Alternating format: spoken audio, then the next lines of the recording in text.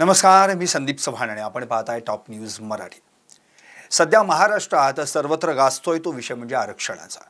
Maratha versus OBC आणि आता Banjara versus आदिवासी अशा पद्धतीनं आरक्षण हवंच या अनुषंगानं सगळेच जण या विषयासाठी आपापली भूमिका मांडतात। खरं तर गेल्या 2 वर्षांपासून मनोज जरांगे पाटील यांनी या मराठा आरक्षणाच्या माध्यमातून विविध मागण्या पूर्ण केल्याचा दावा केला।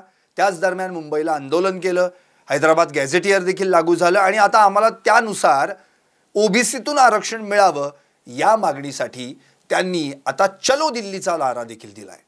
पण परवा जो दसरा मेळावा पार पडला नारायणगडावर, त्यावेळी मात्र मनोज जरांगे पाटील यांची जी आतापर्यंत दिसून आलेली भाषा आणि परवाची भाषा याच्यात जमीन आसमानाचा फरक दिसून आला। कारण की आता मात्र त्यांनी प्रचंड मोठ्या प्रमाणामध्ये अत्यंत वेगळ्या आणि अश्लाघ्य भाषेचा देखील वापर केला। अर्थात या सगळ्या प्रकरणांमध्ये मनोज जरांगे पाटील यांच्या जोडीला जे काही मराठा आरक्षणासंदर्भात न्यायालयीन लढाई लढतायत किंवा मराठा आरक्षणाच्या संदर्भातून आपली भूमिका स्पष्ट करतायत, ते मनोज जरांगे पाटलांना का नकोसे आहेत?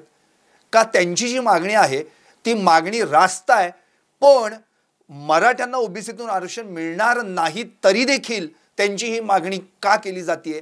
या सगळ्याच गोष्टींच्या अनुषंगाने आपण चर्चा करणार आहोत। अर्थातच मराठा आरक्षणासाठी लढणारे, विशेष म्हणजे न्यायालयीन लढाई लढणारे आणि त्यासोबतच मराठा समाजाला धरून उत्तमरित्या आपली भूमिका मांडणारे अखिल भारतीय मराठा महासंघाचे राष्ट्रीय अध्यक्ष राजेंद्र कोंढरे सर। कोंढरे सर, आपलं टॉप न्यूज मराठीमध्ये हार्दिक स्वागत। खरं तर आरक्षण आता असं झालं की एक गरिबी हटाव मोहीम आहे की काय अशा अँगलनं प्रत्येक समाज आपल्या या भूमिकेला धरून आम्हाला देखील आरक्षण मिळावं अशा पद्धतीनं आपलं कामकाज सुरू केलंय। उदाहरणार्थ मराठ्यांचं म्हणणं आहे की आम्हाला ओबीसीतून आरक्षण मिळावं, हैदराबाद गॅझेटनुसार आमचा त्यामध्ये उल्लेख आहे। इकडे बंजारा समाजाने देखील परवाच आपण रविकुमार राठोड यांची मुलाखत घेतली, त्यांचं असं म्हणणं आहे की आम्हाला एसटी प्रवर्गातून आरक्षण मिळावं। नेमकं काय आहे म्हणजे आरक्षण मिळावं आणि ते आरक्षण मिळण्याची खरंच आत्ताची परिस्थिती प्रत्येकाच्या बाबतीत तशी घडू शकते का? मुळात कसं आहे, आरक्षण हे लोकांना जे प्रमाणामध्ये यशस्वीतेच्या बाबतीत जो मागितलं जातं त्यापेक्षा वास्तवात त्याच्या ताटामध्ये काय पडतं ह्याच्यात फार मोठा डिफरन्स आहे।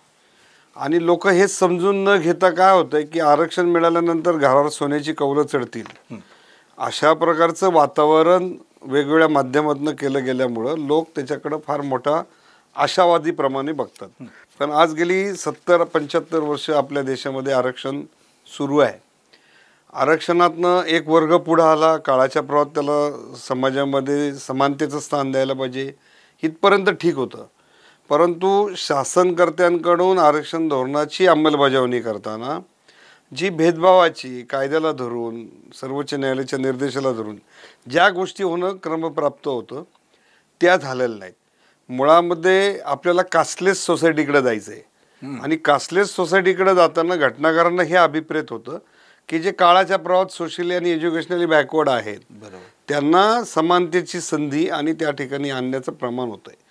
परंतु 75-80 वर्षातला जो सगळा आढावा आपण जर घेतला तर आपण जाती मोडून कास्टलेस सोसायटीच्या ऐवजी जाती बळकट करण्याच्या भूमिकेकडे गेलो आणि मग जी काही राजकीय व्यवस्था सर्वपक्षीय आहे किंवा विचारवंत बुद्धिवादी न्यायालयीन प्रक्रियेतली सर्व माणसं हे याचं ॲनालिसिस करायला तयार नाहीत।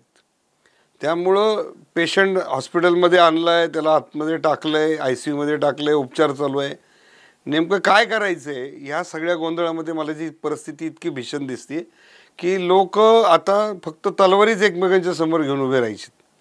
तर हे कुठंतरी वास्तवामध्ये न्यायालयीन प्रक्रिया काय आहे, आरक्षण मिळण्याची प्रोसिजर काय आहे आणि त्याच्यातून किती लोकांना लाभ मिळणार आहे। मुळात हे आरक्षण मिळवण्याची लढाई नाही आहे। मी परत सांगतो, 103व्या घटना दुरुस्तीनंतर जे EWS आरक्षण आपल्याकडे आलं आहे त्यानुसार आता देशामध्ये एकही जात आणि धर्म हा आता आरक्षणाच्या बाहेर राहिलेला नाही, सगळ्यांना आरक्षण आहे। आता कोणती लढाई चालू आहे तर प्रत्येकाला एक प्रवर्ग खाली जायचं आहे। म्हणजे जसं धनगर समाजाला आदिवासी व्हायचं, उतरंडीकडे जायचंय, प्रगतीकडे जायचं नाही। त्यामुळं मराठा समाजाला 3 अपॉर्च्युनिटी असताना आम्ही एकाच मार्गाचा अवलंब करायला लोकांना सांगतोय. त्यात संबंध जी काही लोकसंख्या आहे मराठा समाजाची त्याच्यात हित सामावलं जाणार आहे का, ह्याचा विचार समाजामध्ये गांभीर्याने व्हायला पाहिजे. आणि ते कुणी बोलत नाही. बोलणाऱ्यांना ट्रोल केलं जातं, त्याला हीन लेखलं जातं. शेवट बघा, गॅलिलिओनी पृथ्वी गोल आहे असं सांगितलं, त्यावेळेस पण लोकांनी त्याला नजर काय देत ठेवलं, दगडं मारली. आता सत्य बोलणाऱ्यांना ते होणार आहे, त्याला काय त्रास सहन करायचा, अडचण काही नाही. सर, आता मराठ्यांची अशी अडचण झाली आहे की परवाच ACBCच्या विरोधात देखील न्यायालयामध्ये याचिका दाखल झाली. त्यावर न्यायालयानं थेट सरकारला सवाल केला की अरे, मराठ्यांना नेमकं आरक्षण कशात हवं हे ठरवा. पहिल्यांदा ACBCचा लाभ पाहिजे का त्यांना OBCतून लाभ पाहिजे. आता याच्यावर मात्र सरकारचं उत्तर काही नाही आहे, ते निरुत्तर आहेत. संचिती म्हणून आहेत, त्यांनी त्या संचिती. ह्याचं मुख्य कारण काय माहिती आहे का, की मराठा आरक्षणाचे जेवढे विरोधक आहेत यांना मराठा हा OBC समकक्ष आहे हे मानायला ते तयारच नाहीत.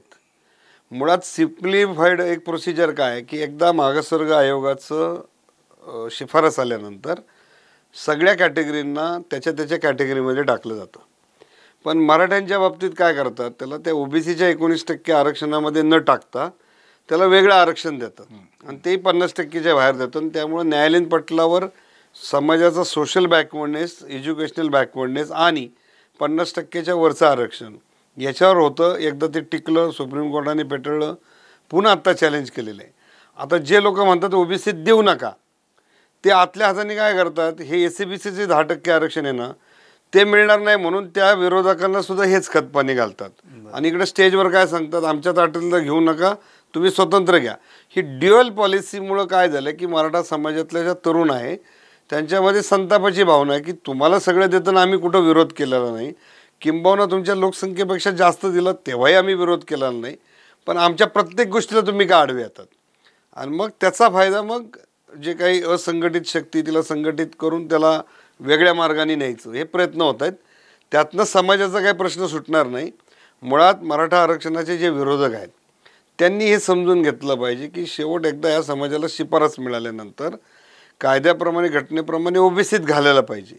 पण आता OBCमध्ये काय झालं, त्यांनी जे काही 2-5 गुंठे 16% आरक्षणाची वाढ घेतलेली आहे ते सोडायला तयार नाहीत, त्याचा रिव्ह्यू गव्हर्नमेंट घ्यायला तयार नाही. त्यामुळं कोणालाच आरक्षण नावाचा जो पेशंट आहे याच्यावर खरे उपचार करायचेच नाही आहेत. सर, 16% वाढ याच्यावर एक मुद्दा उपस्थित होतो, तो म्हणजे शरद पवार मुख्यमंत्री असताना, आणि त्याच्यावर तुम्ही परवा भाष्य देखील केलं होतं, 23 मार्च 1994 जो GR आहे त्यावेळीच ही वाढ झाली होती. आणि त्यावेळी मराठ्यांना डावललं गेलं. इव्हन मराठे समाजाचे नेते शरद पवारांकडे जाऊन आले होते आणि आम्हाला देखील त्या आरक्षणाचा लाभ व्हावा असं म्हटलं होतं, पण शरद पवारांनी स्पष्ट नकार दिला. हे खरं आहे का? म्हणजे जे आत्ता प्रत्येक वेळी तो GR शरद पवारांचा दाखवला जातो आणि शरद पवारांवर टीका केली जाते. मुळात काय झालं, 91 सालापर्यंत मराठा महासंघाची मागणी ही आर्थिक निकषावरच्या आरक्षणाची होती.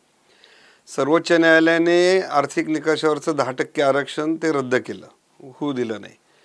मग साहजिक OBCमध्ये जाण्याशिवाय पर्याय नव्हता म्हणून पहिली मागणी VP सिंगांकडे केली. आणि राम कापसे जे ठाण्याचे खासदार होते त्यांच्या अध्यक्षतेखाली एक शिष्टमंडळ जाऊन आलं. त्यांनी सांगितलं की तुम्ही स्टेटकडे जा, कॅबिनेटचा ठराव करा. त्यावेळेस हे मागासवर्ग आयोग त्याची शिफारस असं काही नाही, फक्त कॅबिनेटची डिसिजन पाहिजे होता. आणि मग ते सगळं शिष्टमंडळ पवारसाहेबांना त्या काळामध्ये भेटलं होतं. तेव्हा साहेबांनी त्यांना असं सांगितलं की बा आपण देणारे आहोत. आणि त्यावेळेससुद्धा मराठा समाजामध्ये आरक्षणाची मागणी करणं एवढी काय त्याला व्यापकता पाठिंबा समाजाचा नव्हतं, हे देखील वास्तव आहे. कारण आरक्षण मागणं हे कमीपणाचं असं त्या काळात समाजाची भावना होती आणि त्या काळातली तशी होती. नंतरच्या काळात जे बदल झाले त्यातनं ती परिस्थिती बदलली. पण ती पवारसाहेबांकडे ती मागणी केलेली होती. किंबहुना त्यावेळेस जे काही भटके विमुक्तांच्या संघटना आहेत, OBCच्या संघटना आहेत, ह्यांचा प्रभाव चांगला होता त्या काळात. आणि मग 90 साली धनगर समाजाने OBCतनं काढून त्यांना भटक्यांना स्वतंत्र घेतलं, वंजारी समाजाने घेतलं. आणि मग ते 10%चं आरक्षण जे OBCला, आपल्याकडं फक्त 34% आरक्षण महाराष्ट्र बरोबर आणि 66% जागा ओपनला होत्या. बरोबर, त्यामुळे फारसा काही वाद नव्हता, नोकऱ्या उपलब्ध होत्या. पण हे काय झालं की 10% OBCचं आरक्षण कोणताही संख्यात्मक आधार न घेता ते 19% केलं. आणि व्हिजेंटीचं पहिलं 4% होतं, ते 6 केलं आणि 6वरून 11 केलं.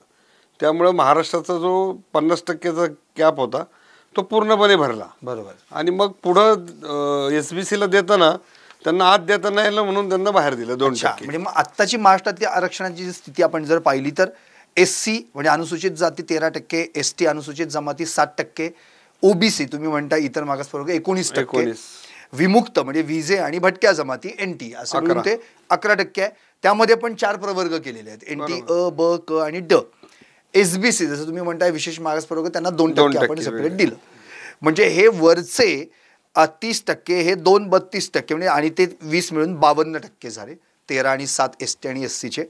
EWS 10% वेगळं, बरोबर, ACBC 10% वेगळं, 72 हे 72% झाले. मग आता प्रश्न मला हाच तुम्हाला विचारायचा आहे, मग ACBCतून मराठ्यांना आरक्षण जे मिळतंय किंवा EWS मध्ये तुम्ही एक मागाशी वाक्य म्हणालात की आता सगळेच जण आरक्षणामध्ये आलेले आहेत ते 10%, आणि आता मराठ्यांना OBCतून पण आरक्षण पाहिजे. नेमकं कोणत्या आरक्षणाचा लाभ मराठ्यांना परफेक्ट होऊ शकतो जेणेकरून हा विषय? ह्याच्यामध्ये प्रचंड प्रमाणामध्ये संभ्रम अशासाठी आहे की ACBCचं आरक्षण हे टिकणार नाही. मग माणसाला दुसऱ्या 2 संधी कोणत्या आहेत? एक तर EWS मध्ये जाणं किंवा OBC मध्ये जाणं. आता OBC मध्ये जाताना हे मराठा म्हणून जात नाही आहेत. बरोबर. ज्याची नोंद पूर्वी कुणबी आहे आणि आज रोजी मराठा आहे, पण त्याची जर कुणबीचे रेकॉर्ड आणि ती वंशावळ दिली तर त्याला कुणबी प्रमाणपत्र मिळतं आणि तो OBCच्या 19% आरक्षणात जातो. पण 19% आरक्षणामध्ये काही 400-500 जाती आहेत, त्याच्याशी त्याला स्पर्धा करून कॉम्पिटिशन गुणवत्तेवर जागा मिळवावी लागते. त्यामुळं एक विचार कोणता केला पाहिजे की 2018 सालापर्यंत मराठा समाजाला OBCत जाण्याशिवाय दुसरा कोणताही पर्याय नव्हता.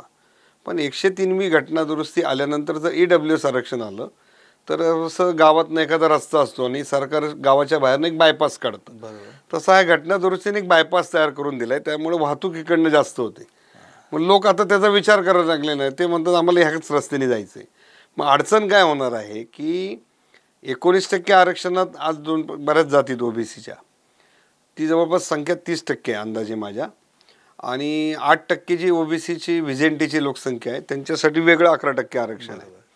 आता हे 30% पण ते जास्त दिलं गेलेलं आहे, त्यामुळं त्यांना खरं 15% द्यायला पाहिजे होतं आणि मग 15% सेव्ह राहिलं. म्हणजे जे 10 होते त्यात 5% वाढवायला हो, म्हणजे ते आत्ता जे 19% OBCचं आहे त्याला 30% पॉप्युलेशन नुसार ते 15% यायला पाहिजे. म्हणजे 4% संख्यात्मक बघितलं गेलं. मग ते 4%. व्हिजेंटीला जे 6 होतं, ऍक्च्युअल व्हिजेंटीची महाराष्ट्राची पॉप्युलेशन 8%, त्यांना 4% द्यायला पाहिजे होतं. म्हणजे ते 7 आणि 4 असे 11% तरी आज सेव्ह होऊ शकतं. बरोबर. पण आता पॉलिटिकली आपण जर ग्राउंडवर बघितलं तर आतमध्येच येऊन द्यायला मराठ्यांना एवढा त्रास आहे. मग आतमध्ये घेऊन त्यांना ते 11% जागा स्वतंत्र देण्याचा विषय हा फार व्यापक आहे. आणि मग त्याच्यामध्ये पहिला न्यायालयीन अडथळा आहे की या समाजाचा सोशल बॅकवर्डनेस टिकला तर ती आतली स्पेस आहे. बरोबर. मग आता सोपा मार्ग काय, तर लोक कुणबी प्रमाणपत्र घेऊन आत जातात, त्याला इलेक्शन लढवता येते. परंतु आत्ताची जी नवी पिढी आहे त्याच्यामध्ये मी जर पाहिलं तर बऱ्यापैकी लोक ACBC सर्टिफिकेट घेतात. आता तेच मागणी करतायत की ACBCच्या ऐवजी आम्हाला EWS द्या. पण EWS ज्या दिवशी ACBC आरक्षण आलं, मुळात हा जेव्हा कायदा आला त्यावेळेस एक सरकारने जाहिरात दिली होती की तुम्ही कुणबी प्रमाणपत्र ज्याला पाहिजे ते घ्या आणि उर्वरित मराठ्यांना EWS मध्ये 60% जागा. ह्याला एवढा प्रचंड प्रमाणामध्ये ट्रोल केलं सरकारला. आणि मग एक आमचे नेते म्हणले की बाबा EWS हे पांढरीचं रान आहे, म्हणजे पिकाऊ नाही, ते काढून टाका आणि आम्हाला काळीचं 10% दुसरं रान द्या. आता ते कोणतं 10% द्या, 50च्या आतमध्ये द्या का बाहेर द्या, हे काय कुणाला त्या लाईनमध्ये कळालं नाही. मग सरकारने मागासवर्ग आयोगाची पुन्हा निर्मिती केली, 1 वर्ष त्याच्यावर स्टडी केला, पुन्हा व्यापक सर्वेक्षण महाराष्ट्राच्या इतिहासात पहिल्यांदा पुन्हा मोठं केलं आणि मग ते आरक्षण लागू केलं. आता ते पण चॅलेंज झालेलं आहे. आता ते काय म्हणतात, तर आता हे पण देऊ नका, EWS नको, आणि मग अख्खी 28% पॉप्युलेशन कुणबी प्रमाणपत्र घेऊन त्याच्यामध्ये टाकायची. म्हणजे तुम्ही एक तर रेकॉर्डवरचा मराठा शब्द कायमचा घालवणार आणि एका रूटवर एकच बस मोठी चाललेली आहे, त्याच्यात कोंबून माणसं बांधणार. बरोबर. हे समाजाच्या हिताचं आहे का, ह्याची विचार राजेंद्र कोंढरेंनी पण करण्याची गरज नाही, इतरांनी करण्याची. ह्याची गरज कोणाची आहे, तर ते विद्यार्थ्यांनी केली पाहिजे.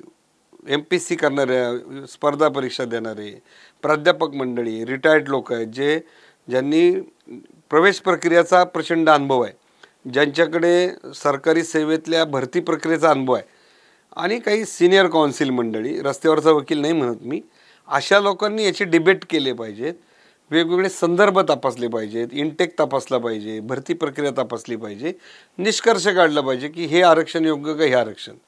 त्यामुळे प्रायमापेसी मी जो काही अभ्यास आमच्या अभ्यास गटाने केला आहे त्याप्रमाणे मराठा समाजाने दोन्ही ऑपॉर्च्युनिटीचा फायदा घ्यावा. ज्याला आवश्यक असेल त्यांनी कुणबी प्रमाणपत्र काढावं. आज रोजी SCBC घ्यावं. ज्या दिवशी SCBC जाईल त्या दिवशी बाय डिफॉल्ट मराठा समाजाला EWS मिळेल. आता EWS मधल्या आणि OBC मधल्या काही सवलती ह्या इनबॅलन्स आहेत, परंतु आम्ही मराठा क्रांती मोर्चाच्या माध्यमातून महाराष्ट्राच्या इतिहासामध्ये आणि देशाच्या इतिहासात पहिल्यांदा आर्थिक सवलती ज्या आहेत त्या जातीवर आधारित करण्यापेक्षा आर्थिक आधारावर करण्याचा प्रयत्न केला. त्यातनं आम्ही 27 लाख लोकांना ब्राह्मणांपासून OBC पर्यंत मराठा क्रांती मोर्चाच्याच मागणीमुळं 16,000 कोटी रुपये मिळालेत. अलीकडच्या 1.5 वर्षातली फिगर जर त्याच्यात टाकली तर ती 17-18 हजार कोटीच्या पुढे जाईल.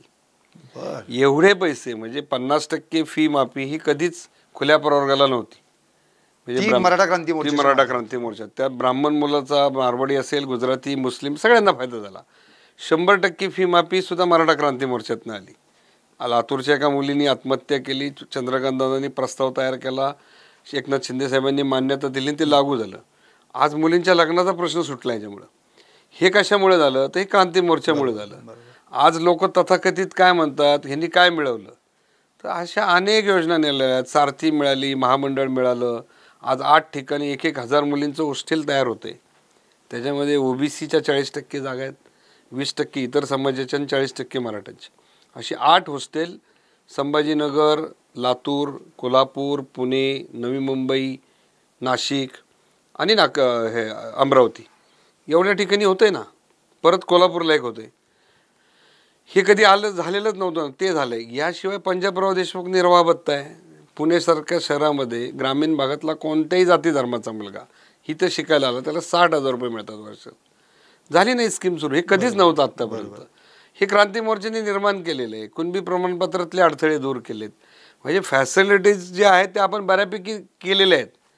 मुळात काय झालेलं आहे की सगळ्या मराठ्यांना जे आता कुणबीकरणासाठी जी काही वाटचाल सुरू आहे त्याच्यात 100% मराठ्यांचं ते हित होणार नाही आणि 100% मराठ्यांना कुणबी प्रमाणपत्र मिळणार हे कारण या अभ्यास म्हणून मी सांगतो. कारण एखाद्या समाजातल्या माणसाचं मुळात काय झालं आहे, कायदा मराठा आणि कुणबी एक मानत नाही. पहिली गोष्ट कुणी ध्यानात घेत नाही. संदर्भ अनेक आहेत. कुणबी आणि मराठा विवाह पण होतात आणि काही जिल्ह्यांमध्ये मराठा आणि कुणबी सरळ सरळ स्प्लिट आहे. आता ही गोष्ट जेव्हा 3 राज्य एकत्र आल्यानंतर त्याची जी काही धोरणात्मक पॉलिसी त्या काळात ठरायला पाहिजे होती ती 1956ला ठरली नाही, 1960ला झाली नाही. त्यामुळं नागपूर कराराप्रमाणे ज्या फॅसिलिटीज तिकडं होत्या त्या इकडे दिल्या नाही. त्यामुळं मराठवाड्यावर 40-50 वर्ष अन्याय झाला. आता त्या मराठवाड्यातल्या मंडळींना काय वाटतं की सगळ्यांनी कुणबी झालं की ते फायदा आहे. माझं मत त्याच्यात उलटं आहे की तुम्हाला जेवढ्यांना शक्य तेवढ्यांना तुम्ही घ्या, उरलेल्या लोकांना तुम्हाला ही वाट उपलब्ध आहे आणि त्याच्यासाठी तुम्ही गटचर्चा करा. अशा मोठ्या सभेमध्ये कोणाला तरी उठवायचं आणि माहिती सांग असं होत नाही. त्याचे बारकावे तपासावे लागतात. म्हणजे आरक्षणाच्या बाबतीत स्वल्पविराम, डॅश आणि टिंब ह्याच्यावर 20-20, 30-30 वर्ष कोर्टात केसेस चालतात. म्हणजे धनगर समाजाचं उदाहरण घेतलं का, ते धनगर आहे, त्यांनी एक धांगड शब्द आणला शोधून, धनखड, ते तर 8 वर्ष सुप्रीम कोर्टात गेले. हे मानत नाही. सर आता मी येणार आहे त्या मुद्द्याकडे जिथे मराठा आरक्षणाचा केंद्रबिंदू मराठवाडा आणि त्यात मनोज जरांगे पाटील हे मराठा आंदोलक. त्यांनी आतापर्यंत जवळपास 8 ते 9 उपोषणं केली. त्या माध्यमातून विविध मागण्या सरकारकडे केल्या. कधी काही मागण्या मान्य झाल्या, काही मागण्या आणखी नंतर बघू अशा पद्धतीनं सरकारनं रेटून दिल्या. आत्ताच नुकतंच मुंबईत आंदोलन पार पडलं. 2 सप्टेंबरला GR देखील हैदराबादचा निघाला. हे सगळं झाल्यानंतर मनोज जरांगेंनी आता असा दावा केला की 58 लाख कुणबी नोंदी आढळल्या आणि आता 3 कोटी लोक मराठा हे OBC मध्ये गेलेले आहेत. तर हा त्यांचा दावा कितपत खरा आहे, काय वाटतं तुम्हाला? हे काय वास्तवाला धरून नाही आहे. ह्याचं मुख्य कारण काय आहे की महाराष्ट्राच्या इतिहासामध्ये सगळे जेवढे OBCच्या जातीत 700-800 काय असतील त्यांना मिळून पण 3 कोटी कागद प्रमाणपत्र दिलेली नाहीत. ह्याची अधिकृत माहिती महाराष्ट्राच्या महसूल प्रशासनाकडे आहे आणि त्या प्रशासनाने न्यायमूर्ती संदीप शिंदेजी मराठा कुणबी प्रमाणपत्र समिती त्यांना एक रिपोर्ट केलेला आहे. त्याचे आकडे माझ्याकडे आहेत. पण ते म्हणतात ना आम्ही 2 वर्षात 3 लाख ते सांगतो मी तुम्हाला. जरांगे पाटलांचं क्रेडिट कोणतं आहे की मराठवाड्यामध्ये निगेटिव्ह अप्रोच होता प्रमाणपत्र देण्यात. 33 वर्षामध्ये फक्त 2363 कुणबी प्रमाणपत्र ही मराठवाड्यात दिली गेलेली होती. एकनाथ शिंदे साहेबांनी जी समिती नेमली आणि ते आंदोलन झालं, त्याच्यातून 10 महिन्यामध्ये 1,66,000 प्रमाणपत्र मराठवाड्यात मिळाली. नंतर ती 2,34,000 मिळाली आणि आता वाढून एक 25-50,000 जास्तीत जास्त वाढतील. आणि त्याच्यात अजून किती वाढ वाढेल तर अजून दुप्पट होईल. 3 लाख. 6 लाख ही त्याची नैसर्गिक लिमिटेशन आहे प्रमाणपत्राची. कारण पूर्ण महाराष्ट्राचा ट्रॅक बघितला तर एकूण कुणबी जे लोक आहेत त्यांना 39 लाख प्रमाणपत्र 2023 अखेर दिलेली आहेत. आता त्या 39 लाख प्रमाणपत्रामध्ये कोकणातला पण कुणबी आहे, नागपूरचा आहे, गडचिरोलीचा आहे, तो मराठा नाही. त्यामुळे त्या 39 लाखामध्ये साधारणतः माझ्या अंदाजानुसार 15 ते 20 लाख लोक ही मराठा कुणबी असतील आणि उरलेली 19 लाख ह्या 47 जे प्रकार आहेत कुणब्यांचे त्यातले असतील.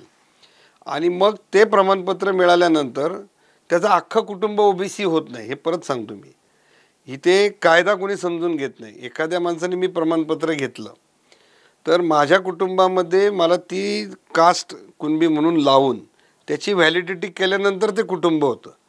त्यामुळं 58 लाख गुणिले 4 हे म्हणायला आभासी आहे. पण कायद्याच्या पटलावर जे काही ओबीसीमध्ये भीती तयार झाली की 3 कोटी मराठी डायरेक्ट इथं आले तर कुठलाही तंबू उद्ध्वस्तच होईल. ते होणार आहे. पण तसं काही झालेलं नाही आहे. तुम्ही महाराष्ट्र सरकार इथं बार्टी नावाची संस्था आहे, त्यांच्याकडे मी व्हॅलिडिटीचं रेकॉर्ड मागितलेलं आहे आणि त्याप्रमाणे आत्ता मराठवाड्यात जी 2,34,000 प्रमाणपत्र दिली त्यातले 8,000 लोकांनी व्हॅलिडिटीसाठी अर्ज केला आणि त्यांना व्हॅलिडिटी मिळाली. याचा अर्थ काय आहे की आरक्षणाचं प्रमाणपत्र घेतल्यानंतर त्या प्रवर्गाचं त्याचा लाभ घेण्याचं प्रमाण किती आहे? 8,000 आहे. म्हणजे 2.5 लाखाचे साधारणतः 2.5% आहे. खरा तो रेशो वाढवायला पाहिजे. नुसतं प्रमाणपत्र घेऊन त्याला काय ते लाभ मिळणार नाही. आज सगळेच लोक आरक्षित प्रवर्गात आहे. आता पुण्यातल्या कुठल्याही झोपडपट्टीत जा, शेड्यूल कास्टची लोक दिसतात, त्यांना लोकसंख्येच्या प्रमाणात आरक्षण आहे, लोकसंख्येच्या प्रमाणात बजेट आहे. मग सगळे सुधारले का? नाही.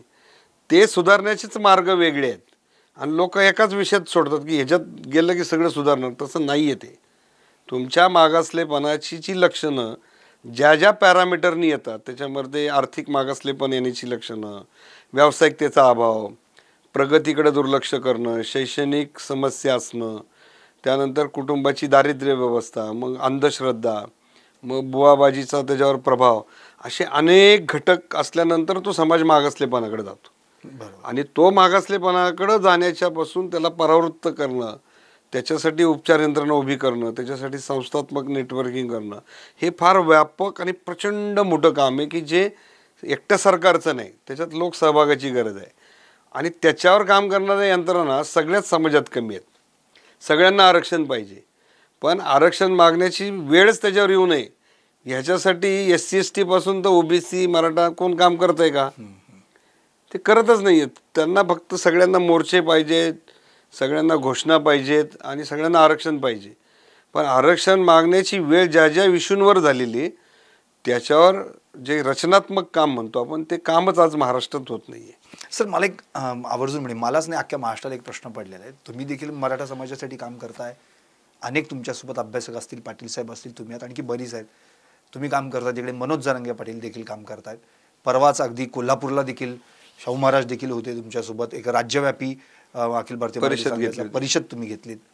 इव्हन औरंगाबादमध्ये तुमची बैठक झाली. पण हे सगळं जे झालेलं आहे एकाच व्यासपीठावर तुम्ही, पाटील साहेब, जरांगे पाटील, असं कधी आम्हाला एकत्र दिसलंच नाही. म्हणजे अभ्यासक आणि आंदोलक असे एकत्र येऊन मग समाजासाठी काहीतरी कार्य करणं. मग हे जे आत्ता मध्ये बोललं जातं की जरांगेंना अभ्यासकांची एलर्जी आहे का, असा जो प्रश्न उपस्थित होतो तो खरं आहे का? नाही, त्याचं बघा डायरेक्ट उत्तर देण्यापेक्षा 2 उत्तरं त्याच्यात आहेत. जेव्हा आमच्या 2016 ते 20-22 पर्यंत बैठका व्हायच्या मराठा क्रांती मोर्चाच्या, 400-500 लोक यायची मिटिंगला, भरपूर भांडणं व्हायची. पण आम्ही त्या काळामध्ये काय करायचो की मुद्दा तयार करायचो. प्रत्येकाला हातामध्ये स्लिप दिली जायची, तुझं मत त्याच्यातल्या समोर तिथे स्क्रीन लावलेला असायचा आणि त्याच्यावर डिबेट व्हायची. मराठा क्रांती मोर्चाच्या मागण्या देखील ड्राफ्ट करताना अनेक वेगवेगळ्या लोकांशी चर्चा करून तो ड्राफ्ट फायनल केलेला होता. आता ते झाल्यानंतर ह्या बैठकीला सगळेच लोक यायचे, कोणाला आम्ही काय प्रतिबंध केलेला नव्हता. आता काय होतं की अभ्यासकांमध्ये 3-4 प्रकारचे आहेत. एक नुसतेच अभ्यास करणारे आणि अभ्यासाला कृती देणारे हे वेगळे आहेत. आता अभ्यासक म्हणले तर ती संज्ञा फार कमी होते, परंतु अभ्यासकांनी एखाद्या गोष्टीचा अभ्यासच करू नये ही त्यांच्या कल्पनाशक्तीला, विचारशक्तीला अन्याय केल्यासारखं होईल. मग तुम्हाला जर आंदोलन पुढे चालवायचे, तुम्हाला जर अभ्यासकांची ॲलर्जी आहे, तर आत्तापर्यंत हजारो कोटी रुपये ह्या आंदोलनावर खर्च झालेत. मग आपण 25 लाख रुपये देऊन का नाही सुप्रीम कोर्टाच्या एखाद्या काउन्सिलचा, लॉ फर्मचा ॲडवाईस घेतला? मुंबई उच्च न्यायालयाच्या एखाद्या सिनियर कंपनीला ज्याला 5-10 लाख रुपये दिले, 10 लाख रुपये, तर चांगल्या प्रकारचा ॲडवाईस मिळू शकतो. त्या ॲडवाईस घेऊन तुम्ही लोकांमध्ये ते मांडलं पाहिजे, ज्यांना त्यातलं कळतं, आणि तुम्ही निष्कर्ष काढला पाहिजे. अभ्यासक म्हणजे काय काय लॉ फर्म नाही आहे की त्याच्याकडे फार रिसर्च फेलोशिप आहेत, हजारो लोक हाताखाली, असं नाही. तो त्याच्या क्षमतेप्रमाणे वाचतो, त्याला लिमिटेशन आहे. पण एखादी मागणी आपण ज्यावेळेस करतो की मराठा समाजाला ओबीसीत आरक्षण द्या, असं मिळतं का हो? त्यासाठी राज्य मागासवर्ग आयोगाकडं आम्ही स्वतः 3400 पानाचं डॉक्युमेंटेशन दिलं आहे, ज्याच्यामध्ये 1850 पासूनचे हिस्टॉरिकल रेफरन्सेस, सेन्ससचे रिपोर्ट्स, त्याबरोबर सोशल एज्युकेशनल जे काही इंडेक्स आहेत आपल्याकडं, हॅपीनेस इंडेक्सपासून तर शेतकऱ्यांच्या पर कॅपिटा इन्कमपर्यंत, लँड होल्डिंग, असं व्यापक मटेरियल दिलेलं आहे. तेव्हा त्या आयोगाने मागास ठरवलेलं आहे. असं काही होत नाही बुडवला लगेच मागास झाला. आता ते सुप्रीम कोर्टामध्ये टिकवताना नाही टिकलं हा भाग वेगळा आहे, कारण परसेप्शन कोर्टाचं वेगळं झालं की यांच्याकडे पतंगराव कदम, शरद पवार, विलासराव देशमुख, मग हे पॉलिटिकल डॉमिनेटिंग कास्ट आहे, असं जर परसेप्शन न्यायालयाचं झालेलं असेल तर त्याच न्यायालयाने एक निकाल दिलेला आहे की मराठा समाज ओपनमध्ये कॉम्पिटिशन करताना त्याच्या लोकसंख्येच्या प्रमाणामध्ये पुरेसं प्रतिनिधित्व घेतो, असा जो फॉर्म्युला जो सुप्रीम कोर्टाने मराठा आरक्षणात घालून दिला तो आजही देशातल्या सगळ्या जातींवर ॲप्लिकेबल आहे. तो जर आज लावला तर जे काय आत्ता धनंजय मुंडेंपासून सगळे जे लोक बोलतात त्यांना ते अजून माहीत नाही आहे, ते ॲप्लिकेबल केलं तर आज ओबीसीचं आरक्षणच टिकत नाही. हो, पण ते तर म्हणतात की तुम्हाला आरक्षण मिळालं याचा आम्हाला आनंद आहे, पण तुम्ही आमच्या ताटातलं घेऊ नका म्हणून. तोच प्रॉब्लेम आहे. प्रत्येकाला आपलं ताट राखायचं आहे आणि बाजूला जे काही डिश ठेवलेले आहेत ते डिशमध्ये कोणाला लक्ष घालून द्यायचं नाही. हो, पण त्यामुळे तो एक ताटपणा आलेला आहे ना प्रत्येकाकडे. अडचण काय नेमकं, मी नेहमी सांगतोय लोकांना की एखादी शेती वावर असतं, त्यावेळेस वावराच्या शेजारचा मालक जरा दुर्लक्ष गावाला राहत असेल पुण्याकडं, मुंबईकडं, तर मग तो शेतकरी काय करतो, थोडा बांध खंदून एरिया वाढवतो. मग जेव्हा माणूस पुण्यातला जागृत होऊन कधीतरी येतो 10-20 वर्षांनी, तो म्हणतो अरे माझं वावर कुठं गेलं, मोजणी लावतो. मोजणी लावल्यावर काय होतं की तो म्हणतो अरे माझे 5 गुंठे तुझ्याकडे झालेत. तो सहजासहजी नाही ना सोडत. बरोबर. तो देतो का लगेच घे बाबा तुझी तुला? तो कोर्टबाजी करतो, पोलीस स्टेशन करतो, मारामाऱ्या करतो, असं चालू आहे आत्ता.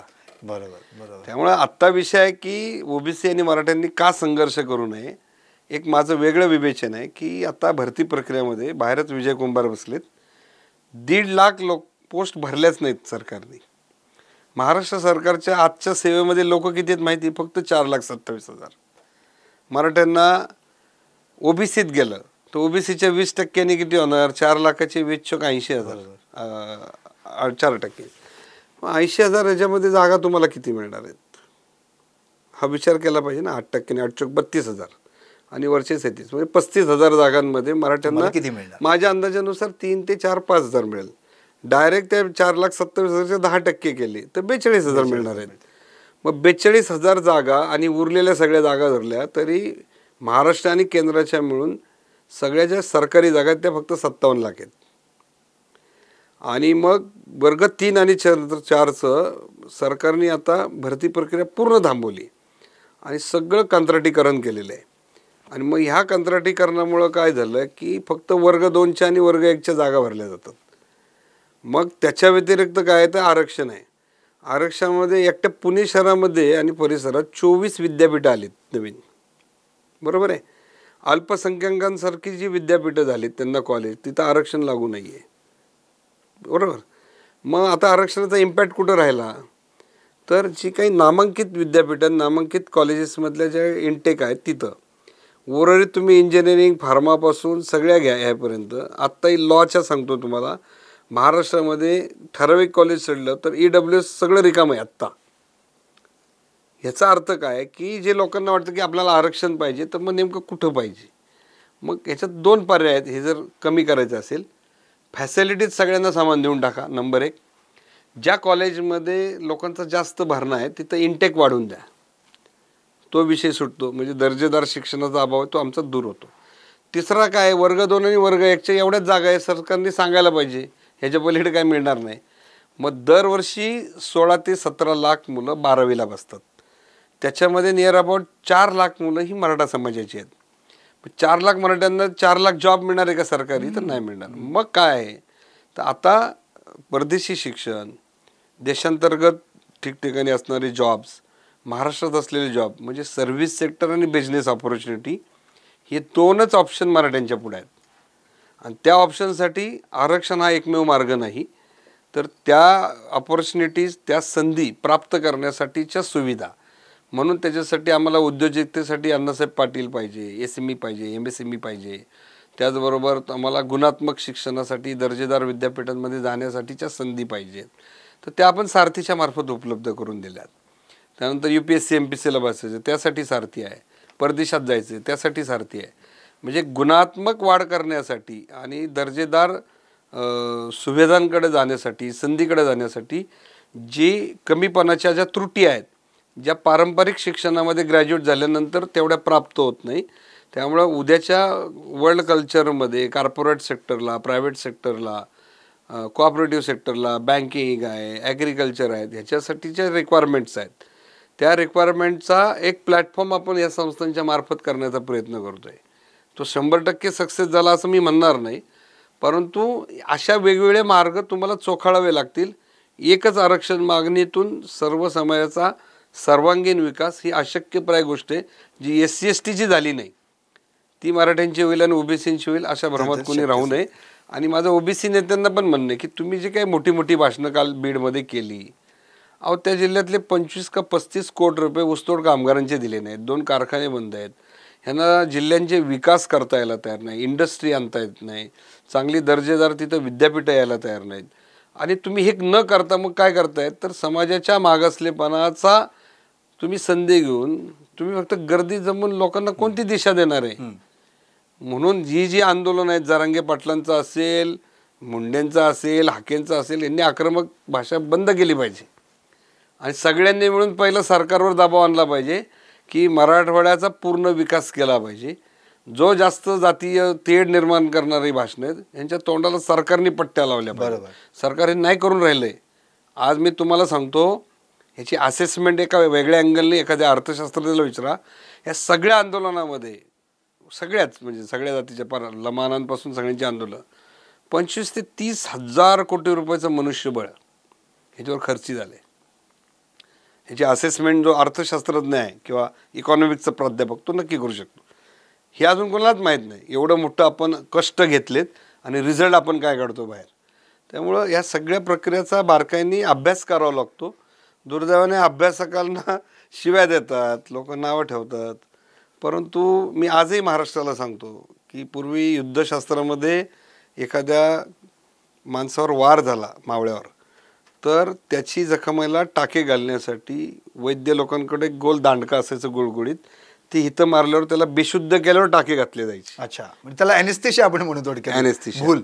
त्याची भुलीचं 1834-44च्या दरम्यान शोध लागला. कुणी शोध लावला हे जगाला आता ज्याला वाचता येतं त्यालाच कळतं, पण त्यांनी शोध लावला म्हणून आज ऑपरेशन होते.